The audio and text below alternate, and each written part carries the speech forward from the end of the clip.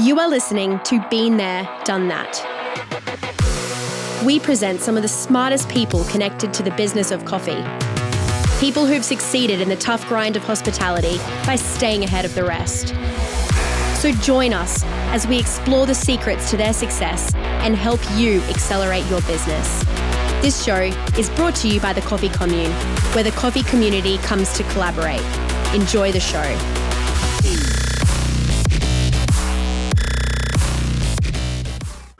Hi, this is Phil DeBella, and you're listening to another episode of Been There and Done That in our famous podcast here at the Coffee Commune, where we bring people that have been there and done that, experts sharing their knowledge to ensure that we help you accelerate your potential as we move into our People and Culture quarter. We're talking all things performance, we're talking all things how to get the best out of your people. But today we're going to talk about compliance, we're going to talk about industrial relations. We've picked a great expert, so I've got Nathan Forwood here, who is a human resources business partner at People Squared, over 15 years in the industry across HR and IR compliance, and has worked with the Fair Work Ombudsman and the Queensland Government. So he'll have some good insights to share with us. Welcome to the show, Nathan. Thank you, Phil. So Nathan, let's kick off. Give us a real quick snapshot of your areas of expertise that make you an expert, where we talk about being there and done that. All right, thanks. So I've spent probably the last 15 to 20 years, since I was 16 years old, working in government regulation compliance across industrial relations. I've done hundreds of investigations into wage compliance, etc. And we've spent a lot of time learning and understanding the way the legislation works, how it's applied, and where people get tied up. Yeah, which is important. And I'm going to set the scene early because, as the listeners know, I don't mince my words and keep things. Two things that people need to really be understanding when they're listening to this, when it comes to industrial relations and human resource management, is changes. And there's two things that happen in government at all levels that we want to see done better. One is we want all levels of government, obviously consulting in the perfect world with industry to make sure that any changes they make are appropriate. They're not causing tsunamis. So one change up in the ivory tower can cause a tsunami down, like their visa changes to international students and the rest of it. And then the second thing for listeners to really understand is that ignorance is not a defence. The government is not going to, and you'll be able to share some insights, I'm sure, the government will not accept "I did not know" as a reason. And that's one of the things that obviously makes the Coffee Commune so powerful. So if you're listening to this, make sure you're downloading our app and leaving your push notifications on, because we do push notifications out of any industrial relations and HR changes from government, because ignorance is not a defence. And another reason why we've got Nathan with us today to talk through some of that. So can you add some validity to that when I say you've worked with the Ombudsman, you've worked with the government, that ignorance is not a defence to compliance? No, 100% ignorance isn't a defence. And what will generally happen is there's a whole mountain of information that is freely available on the Fair Work Ombudsman's website. They have an info line. They've got a My Account. Everything is there available for you to be able to be educated within a certain sense. Obviously, you won't always get a 100% picture from those different areas, and that's where people like us come in, because we have some experience about how things operate, how to implement them, how they work, where you can get trapped and so forth. But the information is readily available across multiple sources. Yeah. So just saying I didn't understand what award I was covered by is never going to be an excuse, because this legislation's been around since 2010. It's now 14 years old, coming into its 15th year of being active, and people should know. We've had long enough now to get across the changes. And you raise a good point, Nathan. A lot of times it is there, but people are time poor. It's written often for experts to understand, and we're not experts. And that's the importance of people like you guys at People Squared, is to get in contact with you and demystify a lot of the jargon that's been put up, right? And so talk us through some of the experiences you've had where, people have come to you and said, hey, can you just make this simpler for me to understand, across the legislation? Yeah, 100%. And it happens a lot with wages. I think we're in an industry now where there's been a time now where there's been all these changes to cost of living and stuff, and trying to attract people is really complicated. And oftentimes, more than not, people don't want to get paid what the award rate is. How do I make it better? But how do I do it still being compliant? And it can be things as simple as saying, well, we can just package up what your staff are working. You've got full-time staff or managers, and it looks better on paper for the staff. Yeah, because it's a better off, correct me if I'm wrong, it's called the better off theory overall. Yeah, so basically we're just creating salary packages or wage packages that effectively cover off all of your compliance, but are much simpler to administer. Yeah. So if you're a business and you either don't have, or you're not quite at the point where you can use like a HR software like Deputy or Tanda or some of those other systems that Found You and all these guys that happen a lot in the cafe and hospitality industry, you're not going to have access to those award interpretation tools, which can make payroll and life a bit easier. So we can come in, we sit there, we help model out what these look like. We'll show you exactly what people should be paid, what it costs, and then bring it back to an aggregated rate. Yeah. And then all you're doing is paying a simplified rate for somebody to work. Yeah. And this is one of the places where a lot of industries are starting to look at this, because it's hard to get people and the wages don't look great on paper. Correct. And it's total package. It's not just per hour rate, right? Some people are looking for workplace flexibility. Some people are looking for job security. 100%. Some people are, want to work, greater hours and split their time over fortnights, we've noticed. So, and so that's important, obviously, for people to know that. So the key takeaway there is understanding that the workforce demands from people has changed. Their expectations have changed. Their needs have changed. And there is ways that you can, working with experts like Nathan and his team at People Squared, you can obviously package stuff up that is compliant, but also ticks the needs and wants of your workforce. So, a real big takeaway there for listeners is to understand that, we can't be doing business today the way we did it 3, 5 or 10 years ago in terms of our people. Their needs and their wants have changed. And you can either sit there and whinge about it, or you can sit there and say, I'm going to get ahead of the pack here and attract the best talent I possibly can. 100%. I've sat in a few performance reviews and end of probation reviews just recently, and one of the key things with people are saying, what can our business do better as an employer, which is, and a lot of the people say, I want some form of incentive or something. It's not even about I want to get paid more or I want a bonus. I want an incentive. I want to be recognised for what I do, like I'm not just a number, and I want incentives. And what incentivizes people is different for every person, because everyone's lives are different. What they find important is different. Some people want more flexibility to spend time with their kids. Some people do want more money. Some people want more annual leave. Some people would simply like a voucher every 3 months to say, you've done a good job, here's a $200 Woolworths voucher, go and buy some groceries. Yeah. And what's your message to owners? There'll be some, and I can tell you this, there'll be some owners listening to this saying, well, hey, we can't afford to do that, or why should it always be about the employee, or comments like that. What would be the takeaway for the listeners that are employing people and saying, you know what, we're I talk about sometimes you're the pigeon and sometimes you're the statue, and let's face it, the employers at the moment for the last few years have just been statues, and how long do they got to continue to be statues? No, it's been a rough ride for employers. I mean, they've had all these increases that have come in. Not only people living in the world have experienced all this cost of living increase and all this that's happening. Employers are experiencing it too, and it is hard. And people are trying to find ways to be more commercial and to run a business that still makes profit that it might have made 5 years ago, despite the fact things are now more expensive, especially in any industry where there's food or fuel or those types of things involved. But the biggest thing is talk to your staff. Find out what motivates. Communication. Be on the same page as them. Most people, and we'll probably talk about this again later, is most people just want to feel like they exist in your business, that you appreciate them being there, and that they're seen as a part of the business and not just a tool or a resource. Yeah. So the key takeaway there, before we get it, because the second part of this we will cover off on HR, which is people actually don't understand what HR is, which is managing your human resources, right? We'll talk about that after, but with it staying on the theme of industrial relations, talk us through some of the key changes that have happened that have, positive and negative. I know that there's always a lot of negative, but positive and negative changes that have happened, just say in the next 12 months, that listeners should be across. Probably the biggest things that people will experience, especially in the hospitality industry, is going to be this rights to disconnect that's coming in. How much impact it will have, I suppose, is yet to be seen. Until it enters, we won't know. And for most, it's probably not going to impact them until next year, because small businesses don't have this, like it comes in now for larger businesses, smaller businesses next year. Can you just explain to the listeners about that concept of right to disconnect, because some wouldn't be across it? No, so the concept of right to disconnect is that employees have an entitlement to say, I'm disconnecting from work. And it's really from what I can see out of it, is targeted towards people who expect staff to be working or available all the time outside of hours, always on their emails, always on their phone.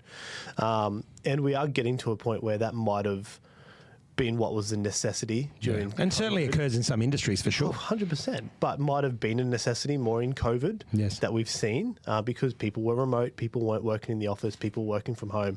But now it's coming out and saying people have the right to go, I don't want to be doing work now. I want to be having my life, living my life. Don't ring me after 5 o'clock. Ring me after 5 o'clock and tell me that I have to do something. Yeah. And so it's really them being able to say, I don't want to connect, and for employers to stop employers from saying, no, you have to do it. Yeah, and we can't penalise you for it. We will penalise you by disciplining you or firing you or something along those lines. And of course, as you can understand, Nathan, and the listeners will be going, but if I'm in hospitality, when's the disconnect start? Like, if you're a restaurant that's open until 10 or 11 o'clock at night, when's our point of disconnect? It's not 5 o'clock. No, and it's going to be subjective person to person, but if you're not rostered onto work, you're not at work, simply. And so that's when you're not at work, you have the right to disconnect. So you're not on shift. Well, the upside for the listeners to that is that, of course, if you're hiring casuals or part-time, and you've got to be careful with those laws as well now, but if you're hiring people for a shift, then you're pretty immune to this right to disconnect because realistically they're connecting the hours that you've rostered them on. However, in saying that, if you're looking for somebody in an emergency because somebody's not shown up, that's the point where you can't enforce, obviously, them for not answering the phone. You can't reprimand them for not answering their phone to come and do a shift. And I wouldn't recommend people do it anyway. Of course, it's not good practice, right? It's not good practice. But look, it's not an ideal world. People are humans and people do things sometimes that they're not proud of. But what else have we got to look for? Well, what else have we got to be really aware of? Of course, the visa changes last year. 48-hour week, fortnights. So anybody listening to this, and I came across this not long ago, somebody still didn't realise that October last year that the Prime Minister has decided to cut back the the visa, the 407s, I think it was, or the international visas to 24-hour weeks or 48-hour fortnights. So they can't be doing any more than that, which again... So it used to be 20-hour weeks and 40-hour fortnights. Well, it was 20-hour weeks, and then when the Liberal government was in, and I remember getting a phone call from Peter Dutton saying, Philip, what can we do to help your industry? And I said, you need to lift the capping of this because no one's got any staff, and they did. Right. The government of the day at the time lifted that, and it was left open. New governments come in, and after about 6 months of being in government, have decided to cut it back to 24 hours. That's right, which is still better than what you had before. But, this was one of the reasons why you saw a lot of the stuff that happened a few years ago with some of the industries like 7-Eleven and Domino's and stuff where they were leveraging students for more hours because they didn't have the staff, basically. Correct. Wasn't right to do it. They all bore the sort of outcome of that. But in saying that too, I mean, one thing we talk about, this is where I say they make a decision in their ivory towers and it causes a tsunami. At a time when you've got 3% unemployment, so we've got low unemployment and we need workers, and at a time where cost of living's crazy, how do they actually expect people to survive on 24 hours work a week? So we know firsthand that a lot of people have gone back home and said, we cannot work in this country on a living of 24 hours a week work. That's right, and they had that grace period where those restrictions fell away for a while, but it is true. You're forcing people to be part-time. I understand the concept is they're supposed to be students and studying, but people still got to live, right? Correct. And this is why I say we've got to be proactive. That's again what we do at the commune is be proactive. And of course, that's why you should be engaging with people like Nathan and his team at Business Partners at People Squared to make sure that you guys are across it and getting a proactive. I can't stress this enough. Proactive approach to industrial relations. Again, making sure that you're mapping out, planning out the best for your people. You're across all the law changes. You're across what's going on. What's coming in the future that people need to be aware of? Probably the biggest one that I'd raise is wage theft is coming. Yeah, federally. Like we've seen it come in at state levels, etc. But wage theft is coming, and it's really going to target intentional underpayments. So if you've had history with the Fair Work Ombudsman investigations, and you're still doing it, and you're intentionally going out of your way to underpay people to either get more money for yourself or whatever the reason be, they're going to be criminal charges, and they will. And in my experience, having worked within the industries, when these things become available, there's a desire to want to push. Yeah, and they're going to come focus hard on getting it tested and getting it tested in court and taking litigation. So, especially in the hospitality, food industries, it's always been a target. And when I say target, I don't mean that in a negative sense, but it's a big industry. There's a lot of cafes and restaurants around. There's a lot of people working in the industry, and it's always been part of a strategic. Yeah. And let's face it, whilst the majority do the right thing, there is a minority out there that do the wrong thing. Yeah. And that's what obviously they're trying to penalise, because no one should be embarking on wage theft. No. And it should come back to that better off overall test, right? That is that employee getting looked after better than what the base rate is overall. So if you're listening to this, make sure that you're taking a look at what the awards are. And I'm going to ask you one last question before we move on to HR stuff, but around IR. But have a look at what the awards are. Make sure that you're across it and get proactive on it, because the federal government is going to be enforcing criminal charges on people that are not paying people properly, which leads me to the last area I want to talk about in terms of industrial relation and wages. Why are the wages systems so bloody complicated when it comes to hospitality? Without mentioning brands and names, I can tell you of many cases, and there was a famous one in Melbourne a few years ago, where an owner got taken to task over underpayment. And again, this is where we talk about ignorance is not a defence, but most people would not know this that are listening. Before 7 a.m, there's one rate of pay. After 7 a.m, there's another. After 7 p.m, there's another. And I think then it's 10 p.m, 11 p.m. The rates keep changing as the time of day changes. Correct. So let's unpack that a little bit. One, listeners, be across that. There are different pay rates for different hours. That's why you do need a good system like Employer Found You, Tanda, these guys, because most of these systems will do that and calculate it all for you. But why is the payment system so complicated?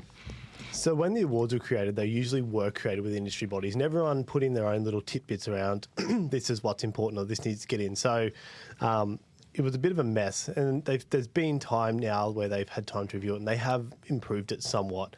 But it is complicated in a way, but it's also been more beneficial to the employer in a way as well, because instead of copying overtime rates being outside of a span of hours, so when we talk about span, if you look at the construction industry, they give you a span of 7 a.m. till 6 p.m. or 6 a.m. till 6 p.m. depending on which industry award you're on. But anything outside of that, outside Monday to Friday, it's just straight overtime. So you're copping time and a half, double time straight away. Whereas when you're looking at during a week and you're looking at an early morning penalty rate, or you're looking at an evening penalty rate, you're only getting a part of the penalty. Yeah, you're not getting double time or time and a half. That's correct. Yeah. So it's more complicated and more to be across, but it does give you a benefit of having a slightly lesser rate or a penalty. That's a good description, because a lot of people think, why is that the case? So that's great. It demystifies that. But again, I can't stress the importance enough for listeners to understand there are different rates for different times. Nathan's explained why, which makes sense, because rather than paying somebody time and a half or double time outside of those hours, it's prorated for the industry. But you do need to be across it, because that's where a lot of people have got themselves in trouble, is not knowing that they are different rates at different times of day. No, correct. And a lot of, especially coffee shops, they might open at 5. You get your joggers, your cyclists, people doing exercise before work. They want to go and get their coffee on the way. They don't realise 5 to 7, it's a penalty rate. Yeah. Because people are just working till 12 o'clock or 2 o'clock, and it's more complicated. You got to make sure that you've got systems in place, or you have to spend more time administrating it. Yeah. But if you set up a good system, or you set up a good way of doing it, that falls away a bit. Yeah. It's just about getting stuck in the habit of doing it, and it becomes easier over time. Yeah.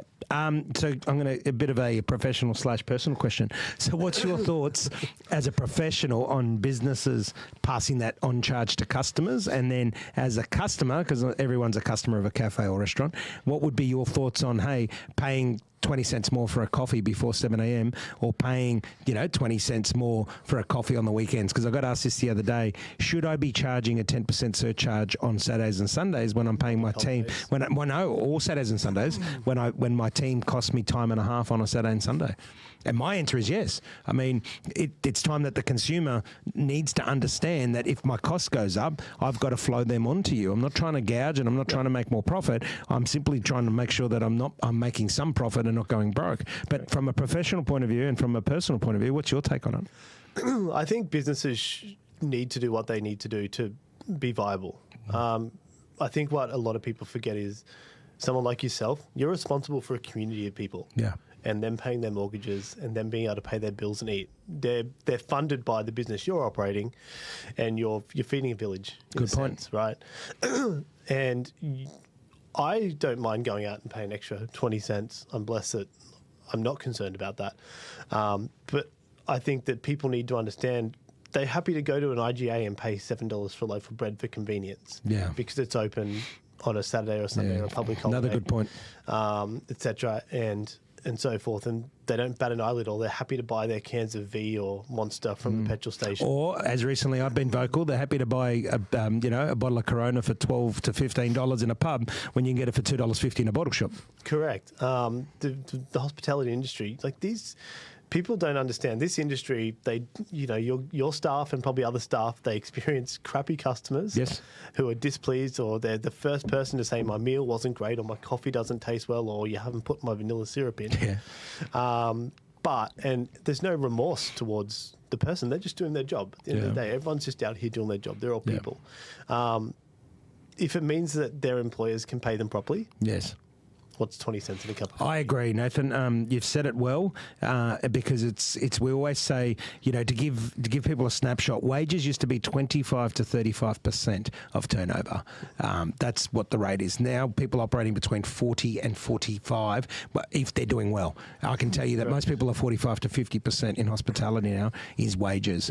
So when people are complaining about why has the price gone up, well, because wages have gone up. But then they're the same people that complain when people say, why did you underpay your staff? Now, again, nobody should be underpaying anybody, I'd be, well, of course, but because it comes back to the point that you said is I've got to be viable. Now, if I charge $22 for bacon and eggs and the customer tells me to get stuffed, well, you got to realise that 35% of that should be wages. But if I'm charging $18 for that bacon and eggs, it's now 42% of that is wages. So, and I mean, the key that I talk about is education.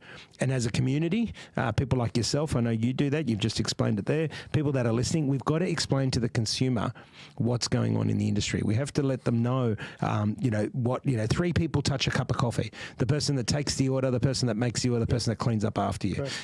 Whereas a beer, it's pop the top, put it in a glass if you got the luxury of it, and serve it. It's one person. So, these are the things, and I think you're right. Humans are genuinely good people. The majority of humans are good. And therefore, if they understand, they understand. And if you explain it to them, then they'll understand why they got to pay more. Because you just said with the loaf of bread analogy, they know they can get a loaf of bread for $3 at Coles, but Coles isn't always open, or it might be too far away to trek or too hard to get into, so I'll go pay double the price at a local IGA. No, IGA's open 6 till 10 every single day, right? Correct. So, but just keep that in mind. Some really good nuggets there on the IR piece. Ignorance is not a defence. Be proactive. Engage people like Nathan and his team to make sure that if you've got any questions or you're not sure, all of his details will be on the notes section of this podcast. Get across the laws and what you're doing. Engage with organisations like the Coffee Commune. That's exactly what we're about, is helping you and pushing information to you to help you run your business. Now let's segue into HR. So human resource management is all about managing humans. And the key area to that, to me, is about belonging. It's also about performance. So for me, I talk about making sure that your people belong, they feel safe, they're having fun. They're the breakdowns for me in terms of belonging. When you've got a team of belonging, well, you've got a culture of belonging when people feel safe. That means their job is safe, their environment is safe, the people around them are safe, and they're having fun. And then on the other side is obviously high performance and people performing. And when I say high performance, people performing at their best and constantly learning. Let's talk a bit more about that. So human resource management, what does it mean to you? I think I like to always split the concept of human resource management into two sections. There's the resources that you use to manage people, which is your HR systems, your policies, your procedures, your documents, your templates, everything. And I always like to try to explain to people that your human resources are really your human capital. You can look at them as a resource, that they're a tool to use, or you can look at them like an asset to your business. And if you treat them like an asset to your business and you engage them and you keep them feeling like they're not just a tool, more times than not, you'll have stuff that stay. People will generally perform at a high level when they're happy and comfortable.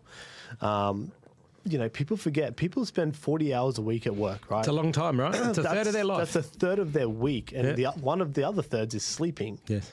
So if you can foster a culture of family and relationship and good things in your business, you will have less turnover, people will be happier, and their natural or their standard level of working will increase. And that's a big one, guys. You know, people listening, you know, what Nathan's saying is spot on. I talk about personal, professional and family. That's what makes up our individual lives, and we should be concentrating on, you know, our people are our best assets. I've said it over many years, 22 years in business. I was able to build an amazing company in being DeBella Coffee, and obviously other companies around the world like Abbotsford Road in New York and Coffee by DeBella in India, and it was always about people.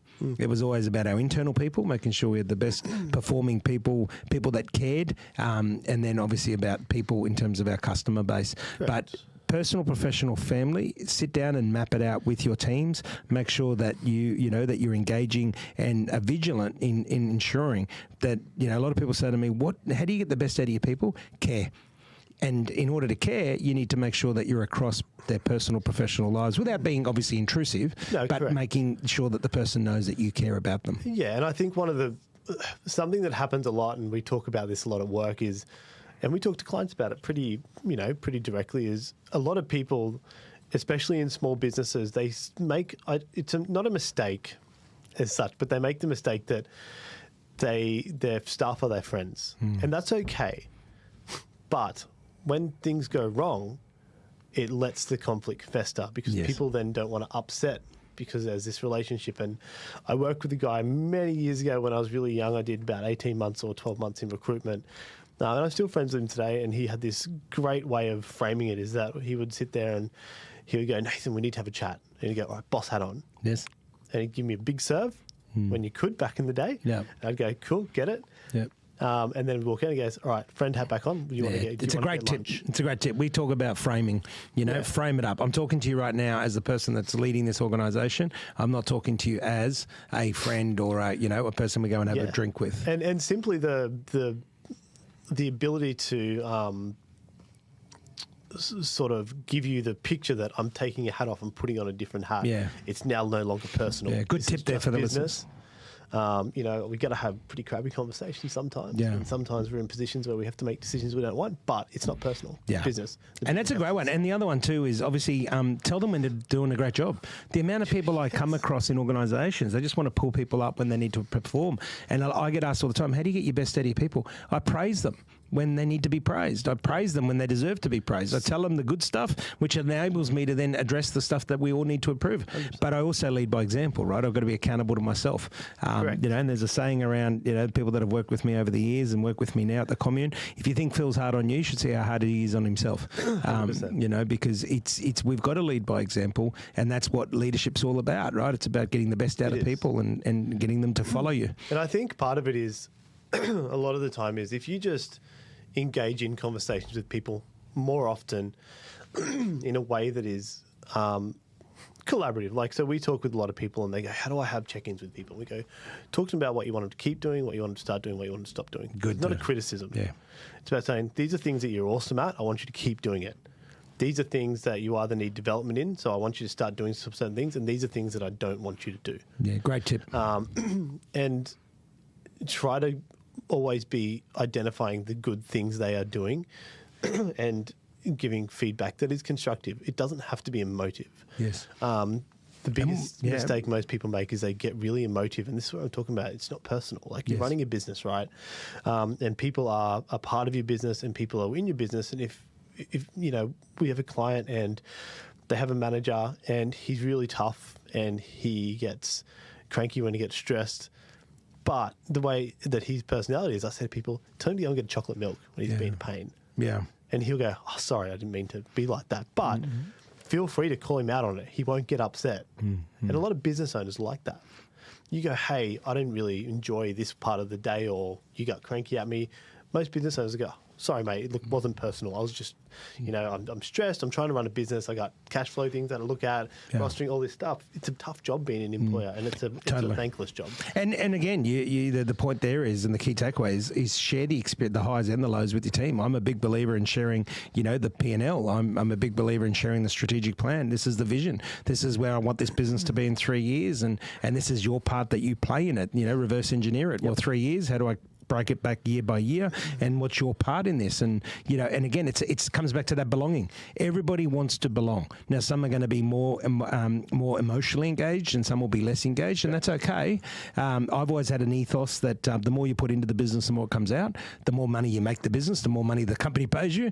So it's this reward for effort. The bucket's only so big, right? Yeah, and I mean, and that to me hasn't changed. A lot has in between, such as with your COVIDs and the way expectations and all the rest of it. But to me, all it's done is actually made it clearer on who's putting the extra effort in and who's not, who's more emotionally engaged and who's not. So there's two ways to look at things, right? There's always the half glass empty or the half full. It's your mindset that matters. Let's talk about the importance of structure in an organisation. Yep. So structure is important, right? You go out there, most people want to know how stuff works. They want to understand where they sit in a place. They want to understand, what do I have to do to make this part of the job get done? Where you go into businesses, and look, we've experienced this as a small business ourselves. A lot of stuff sits up here in our heads. Yeah. Document stuff down. Create redundancy for yourself. A lot of businesses struggle where they have an owner that's so ingrained in their business, everything's in their head. People just come in and you're always directing them what to do, telling them, do this, do that. And no one else ever takes accountability for the ownership of that process or how things work. Share the love. Yeah. Let people understand how stuff needs to get done. When people feel that they can work autonomously and without direction, they'll work and they'll do their job because they'll just do it. It's like when you go home and you cut your grass. It's not stressful, right? Yeah. Because you go out there, you set your cut height, and you start mowing. You know what you're doing. There's you a structure. Have to think about it, right? There's a structure. And probably 80% of the population wants some form of structure in their life, and that extends into business. Yeah. And so you see businesses like, for example, McDonald's always does really well with staff, and people like employing people who've worked at McDonald's because they have come in and they teach people structure, and this is how you make a burger, these are the steps, this is how you make a coffee, whatever, right? Places like here, I'm sure people are jumping out of their skin to get at coffee shops to get people working. You've got induction programs, you've got all sorts of stuff, everything's structured. Right. So make sure there's structure. Induction's a huge one. Something like 80% of people decide in their first week whether they're staying somewhere for a period of time. Did you hear that, listeners? 80% of people are deciding in the first week of starting employment whether they're going to stay or not. So right. that really stresses structure. Yeah, and that means like they're considering staying for 1 to 2 years or more. Because we live in a world where people, if they don't like something, they'll just leave. They've got a lot of choice at the moment. That's right. And there's jobs available. There's not many candidates out there. Everyone's seen that over the last 2 to 3 years. The recruitment market's been horrible trying to get new staff. So bring them in, make them feel welcome, give them a really good experience, and they'll stay as part of your team. Yeah. Look, you really good points there. Let's close off with tips. So if we say 3 to 5, great tips to create an amazing workplace environment, culture. Culture is not the signs you put on your wall. If you're walking around and you've got culture signs on your wall, rip them down. They're useless. Your customers will tell you exactly what your culture is by the way they interact with your team. But Nathan, from your experience from working with the Ombudsman, working with government, working in private practice, even a stint in recruitment there, you've been there, you've done that. Yep. 3 to 5 tips for listeners to go, right, this is what I should be doing to help build a better workplace environment, but also even some, even compliant tips. Yep. Over to you. Probably the biggest first one, and we talk about this so much, and it sounds like big doom and gloom, but learn to fire fast, right? If you have toxic culture in your business, get it out, because that is what will impact everything and everyone, and you'll lose good people over keeping someone who's a great employee but is terrible for your culture. Somebody's performance will never outweigh how they fit within the team, and because you need people, right? Hands on deck is the biggest thing, especially in the hospitality industry. You have a volume-based business where you got to sell a lot. You need hands on deck. So get rid of the bad culture that's in your business. It's not worth having them there. They will only cause you pain long term. And most businesses get 6 months to decide whether somebody's going to be a fit. Yeah. And if you don't get rid of them, the problem is you'll lose other good people. Not only that, but then, if you don't get rid of them and then 12 months later, they now have a right to unfair dismissal. It obligates you to get into a negotiation room, utilize the processes that are available to you. Foster a culture in your business. Get people together. Try and, I was talking to someone yesterday and I said, they're like, how do we build culture? I went, do a lunchtime speed date. Say to everybody, we're going to sit down for the next hour. You get 10 minutes with everyone else in the office that you've never spoken to. Ask them about their life. Ask them about their kids. Ask them about their family. What do they do? What are their hobbies? Yeah. Get people talking to each other. They don't have to be the best of friends, but they have to work together. So the more that they're comfortable talking with each other, the easier life is. They'll ask each other questions. It'll be more collaborative. Yep. So, Friday, that might be Friday afternoon drinks. That might be here at the commune. We do a Friday barbecue once a month, and we celebrate all the birthdays. We get everybody together. The exec team actually cooks the barbecue, so that way, everyone else gets to enjoy it. And that's one way that we do it is getting people. But it doesn't matter how big or small. I agree with that. Get people together and get them communicating. You don't have to have 50 staff and hold a team planning day where you play games and you mix people up, whatever. Just get staff talking and engaging with people. Perfect. Like, here you've probably got baristas that have never spoken to chefs, but they know that each other exist. Get them talking to each other. Who knows? And if you can afford a HR system, if you do nothing else, if you can simply afford a HR system that has award interpretation tools in it, and you don't want to invest in having advice to get soundboarding and deal with people problems, from a compliance perspective, do it. Yeah, no, I agree. And look, for the listeners, there's a great product. We use Foundju. Foundju's amazing, right? And it costs bugger all. It's a price per person per week, and it does all the awards for you. Yep. It does all the compliance stuff. It does all your onboarding and inductions as well. So Foundju, we'll put that link up in the written part, and our producer here will make sure he does that. But Foundju is what we use. That's what I've got experience in. There is other programs out there, and I'm only talking about Foundju because we use it and we know it. I've had experience with Foundju. They got really great local support too. They're an Australian business, and they are local here in Brisbane to an overseas call center or something like that. Yeah, they're local, and it's a fantastic compliance tool. And inexpensive. And again, it does all that stuff. And I'll tell you now, it's actually going to cost you a quarter of what a bookkeeper does when if you're open from, if you're opening outside of that mainstream hours of say 7 and 5, it will actually cost you a quarter of a bookkeeper because they don't have to manually work out the rates. Save you a heap of time. Yep, and it makes the employee responsible. That's what I like. So another great tip there from Nathan is obviously making sure you've got a HR system in place that can do that. So please, please, please, if you don't listen to anything else we've said, even though you should, get a great HR system in there, like your Foundju's. Do it. Correct. 2 more tips. What do you think? Just you're advising somebody right now. What would you be saying to them? Look, this landscape of industrial relations and people, it changes rapidly. Don't be people afraid to call the Fair Work Ombudsman, right? It sounds like a dirty word. Don't be. That's the source of truth. Be proactive, not reactive. Be proactive. Yeah, so you get choices. Either get an external consultant like us, who you can call and we can answer your question. We're available almost immediately most of the time for people. We're responding to your emails. Or get on the info line, get on the My Account, register, lodge. Like, the beauty is you go to the Fair Work Ombudsman, they give you an answer, they've got to be right. Yeah. If they're wrong, they're going to have to... It's on them, not on you. That's right. If nothing else, don't be scared to reach out to the authorities. They're not going to get... You're not going to get in trouble for being proactive. Yeah. And the other thing is be proactive. The amount of times we end up in rooms with business owners because they have a Fair Work complaint or they need to remove an employee and they've left it go too long, or there's problems, a dispute between staff, they're operating reactively, and we find we're always just putting out fires. Yeah. And we work with them over a 12-month period. The first 6 months, it's literally putting out all the different fires that have just been smouldering away in their business. Yeah. Be proactive. Your business is your biggest asset. Yeah. Now, 80% of small businesses, the owners never sell them. They just close them when they want to retire. You have an asset that you can use and something that you can sell if you want to in the future. So build a business, build an asset, and don't be scared to do it. That's a great point to finish on, Nathan. Proactive, proactive, proactive. I can tell you something. You might think that the cost is expensive to be proactive. It'll actually be a lot cheaper than being reactive. We interviewed some great lawyers, the team at Hill House, not long ago, and they said, I can assure you that if you think being proactive advice is expensive, the reactive advice could be 10 to 20 times more expensive. And I think HR and IR is exactly the same. Yep. Get on that front foot. Contact people like Nathan at People Squared.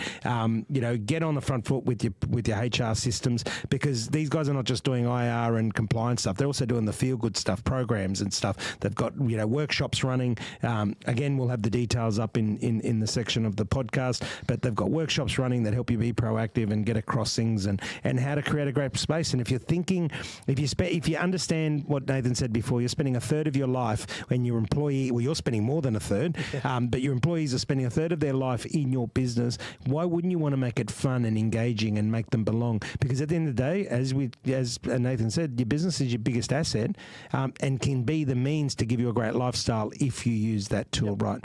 Nathan, you've been fantastic. Been there, done that. Shared your knowledge with the listeners. We look forward to having you back on the show in the near future.